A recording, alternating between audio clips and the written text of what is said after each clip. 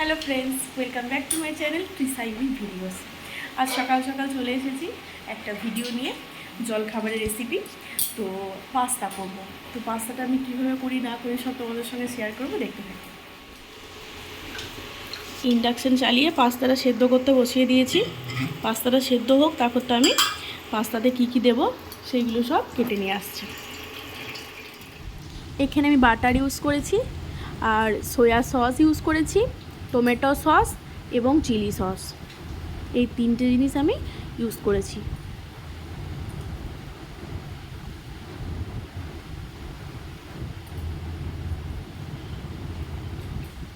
দুটো ডিম নিয়ে নিয়েছিলাম, পেঁয়াজ কুচি, রসুন কুচি, আদা কুচি।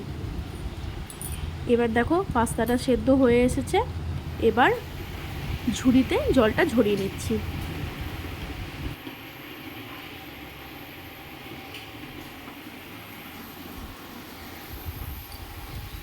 ইতিমধ্যে কড়াইটা গরম করতে বসিয়ে দিয়েছি। এবার কড়াই দিয়ে দিয়েছি সর্ষের তেল।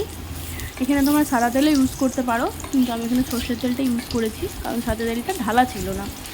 তো তাড়াতাড়ি চটে আমি এখানে সাদা তেলটাই ইউজ করতে ভুলে গেছিলাম, তো সর্ষের তেল ইউজ করলেও হবে। তো এবার ডিম দুটো আমি ভেজে নেবো সুন্দর করে।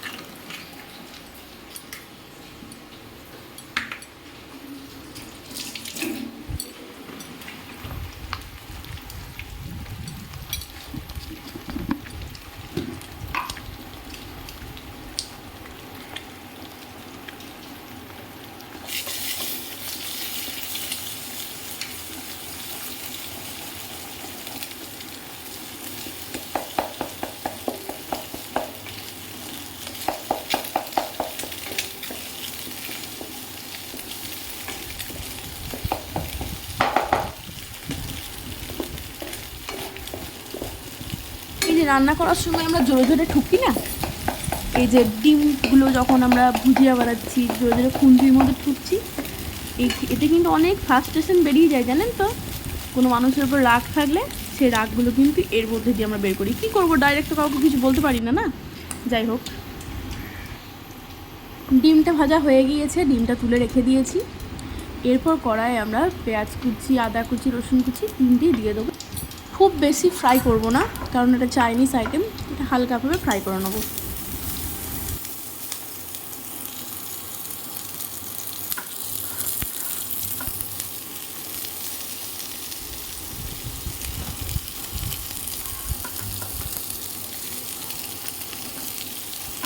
অনেকেই এই সেম প্রসেসে হয়তো বানায় না পাস্তা, এটা আমার প্রসেস, আমি এইভাবে বানাই।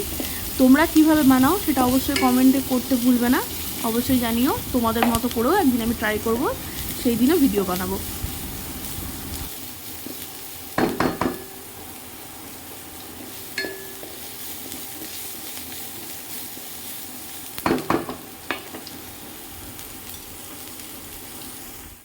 এরপর একটু বাটার অ্যাড করে দেবো, কারণ বাটার দিলে চাইনিজ আইটেমের টেস্টটা খুব ভালো হয়। আমি স্পেশালি বাটারটা দিই, কারণ টেস্টটা খুব ভালো লাগে আমার বাটার দিলে, পাস্তার টেস্টটা।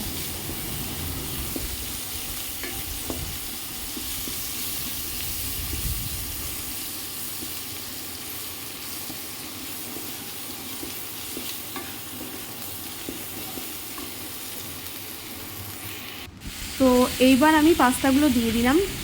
পাস্তাগুলোর সঙ্গে ভালোভাবে পেঁয়াজ, আদা, রসুন কুচি এবং বাটারটা ভালোভাবে মিশিয়ে নেবো। দেখতেই পাচ্ছ আমি ভালোভাবে মিশিয়ে নিচ্ছি।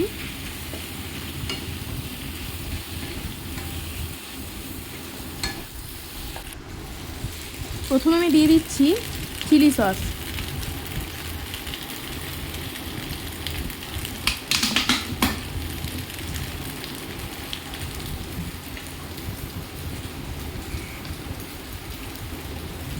তারপরে আমি দিয়ে দিচ্ছি সয়া সস আন্দাজ মতো। তারপরে আমি দিয়ে দিচ্ছি টমেটো সস।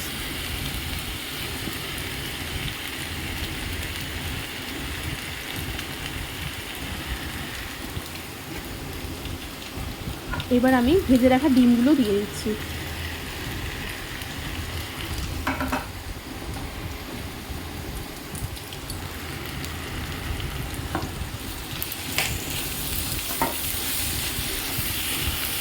এবার ভালো করে সব কিছু মিশিয়ে নিচ্ছি। খানিকক্ষণের মধ্যেই পাস্তা একদম রেডি হয়ে যাবে।